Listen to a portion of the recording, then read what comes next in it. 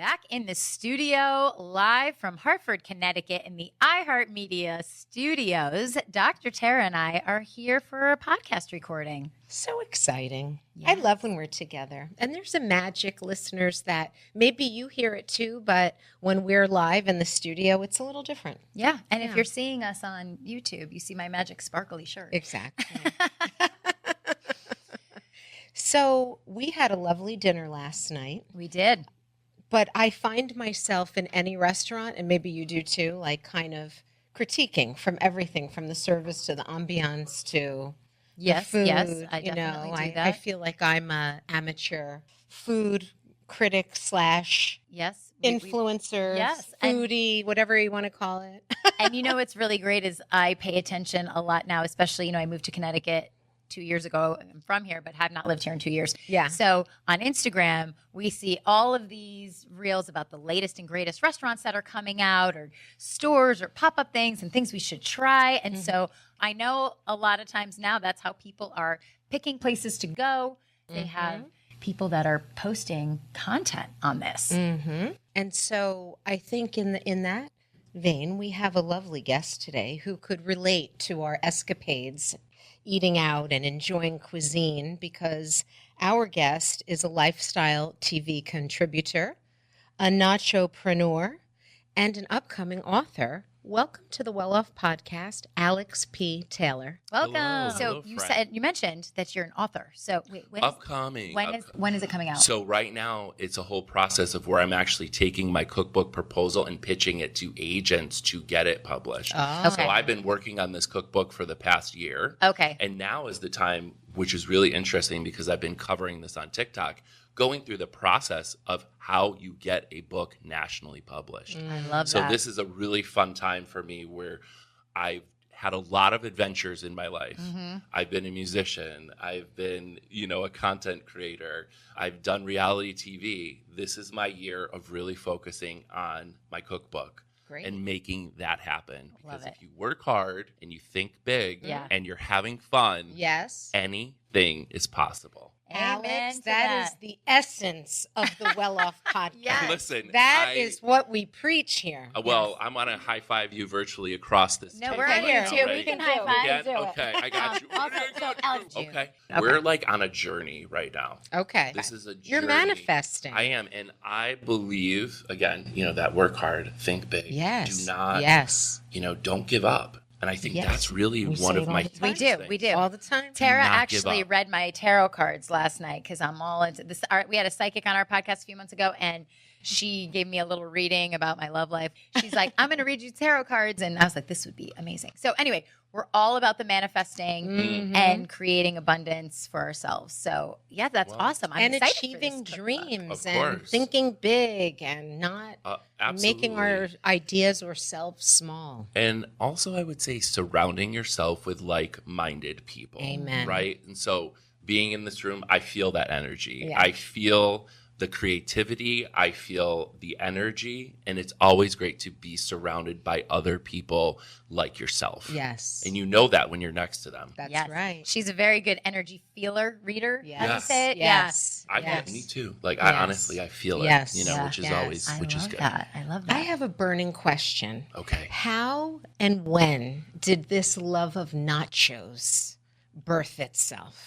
Because Well, it's unique-ish, right? Absolutely. I mean, I'll tell you. And to be a nacho king, I mean, we're in the presence of royalty. I just love the Listen, word nachopreneur. Nachopreneur. I mean, I And think love that's that. I've never actually met right one. up my alley, right? Yeah. So I will tell you, my first nacho was in the 80s. Okay. So that is when I had my first one. And then from there, it was love at first bite, as they say. That's going to be the name of this episode. Love Yes. Love at first bite. Yes. I can also tell you, moving on from there, I had a best friend prior to COVID where we would travel all around the East Coast and try to find the best nachos, which is something that happened one New Year's Eve. We said, hey, why don't we try to find the best nachos on the East Coast, which is actually where I discovered, because we went to Key West for that nacho we were talking about. Wow. And, Tampa, all over the place we went, which is super fun. Yeah. And so COVID happened, unfortunately, so that kind of kiboshed that Sure. project. Right. Sure. But afterwards, I said, I'm going to take this on. I'm going to do it. And I went for it. And I think as in any dream or goal, you go for it. Absolutely. And I went for it. Love one it. chip at a time, my friends. Yeah, one chip at a time. I love the puns. I know. This Gotta is great. have them. That's actually, my cookbook is so full of nacho wordplay. Yeah. You will crunch along the way. I can't wait. Yes. So excited. I can't wait for you to read it either. I because can't. this And is I going have to look be- up your list. I live in New Jersey. Well, so I need to know where the nachos are. I totally will look at this together afterwards Okay. as well. But also one more thing I wanted to add was seeing that I had my first nachos in the 80s.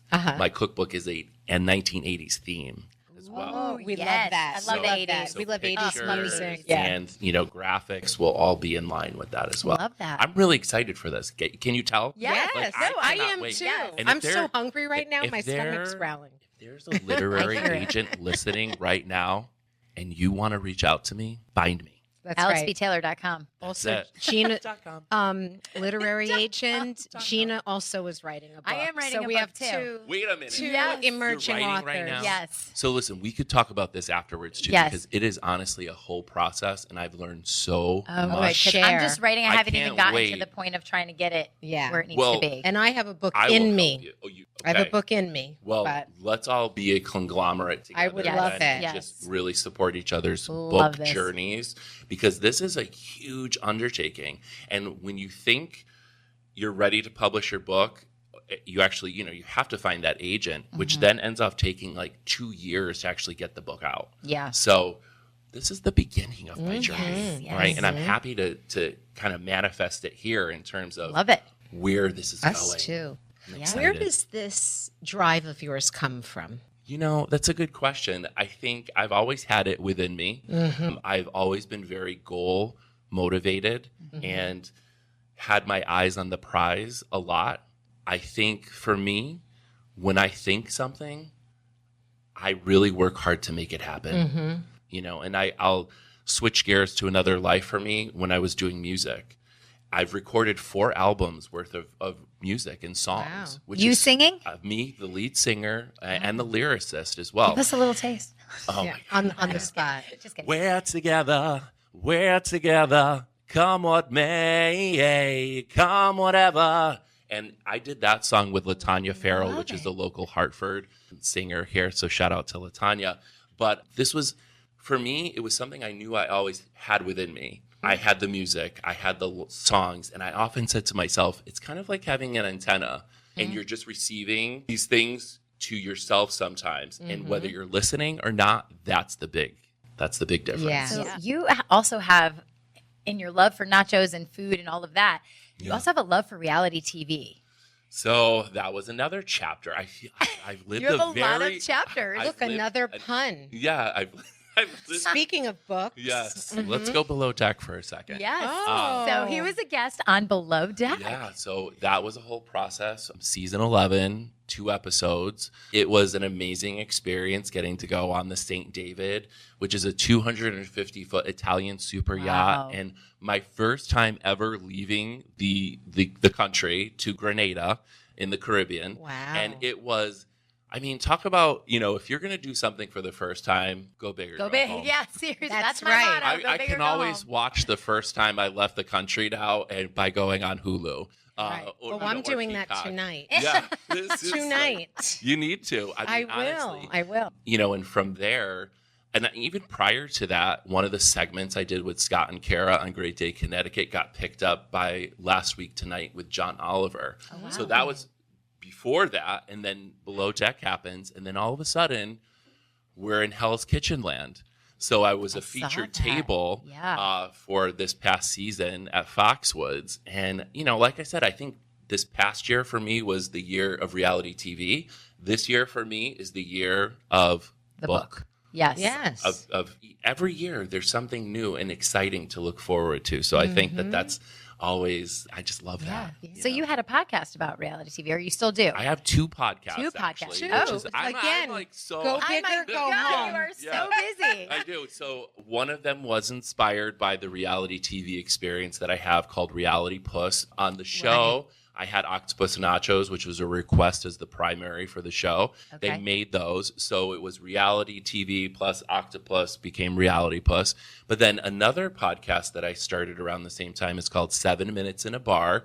My co-host is Kate Frederick. Shout out, Kate. We will have conversations in beautiful bars across Connecticut that are kind of what you would do with a best friend almost, and just talk about very topical things, whether it's letting go or success or, there's just so many topics that we've talked about. And they're honestly, when I walk away from that podcast, I always feel recharged. Yeah. What a great topic. Yeah. It's kind of how we feel. Because we feel it always very changes. recharged and motivated. It always changes. And, reality TV has its ups and downs. And, that's a very dramatic place to talk, when you're in that setting. Mm-hmm. But with 7 minutes, it's peaceful to me. And I find myself like coming back to it and saying, I want to listen to that again because I feel like I'm hearing things from a different voice, and it's really awesome. And are you imbibing a cocktail while doing this? So yes, of course. And it can be a mocktail or a cocktail. Okay, There's yes, no rules. Of course, no rules. But it's been a really fun. I mean, here's the thing. I think in life, you want to try as many things as you can. You will land on the thing you love by shooting arrows out. Eventually, they are going to hit. You're going to find it, and those things will resonate with you. And I say embrace those things. Yeah. And sometimes when you realize maybe they're not a good fit, there's also wisdom and power in that as well. And saying, I'm okay with, I tried that and I didn't like it, and I'm going to move on to another project. Yeah. So it's And, life. and a podcast is hard work. It really it is. It's a lot. I mean, in finding your co-host, right? Yes. That's another thing, too. Yes. You have to have that dynamic. You have to have that energy between the two of you. Synergy. Yeah, exactly. We're very like-minded here. Yes. Which I love. For sure. Which I love. For Yes, sure. Absolutely. So if we had a listener perhaps that's listening to you and has big ideas but doesn't feel like they have what it takes to make it happen, what would you tell them? I think everybody has what it takes. It is within all of us. I'm going to circle back to what I said in the beginning. So it is working hard, number one. Yeah. This is my mantra. Which a lot of people don't want to do these days. So you got to work hard. You have to think big. Yes. A lot of people are afraid by people that think big, though. Yes. And they are, whoa, that's too much. Oh, my God, we can't. There's so many limitations. We can't do this. Right. I want to push that. Yeah. And I want to say anything is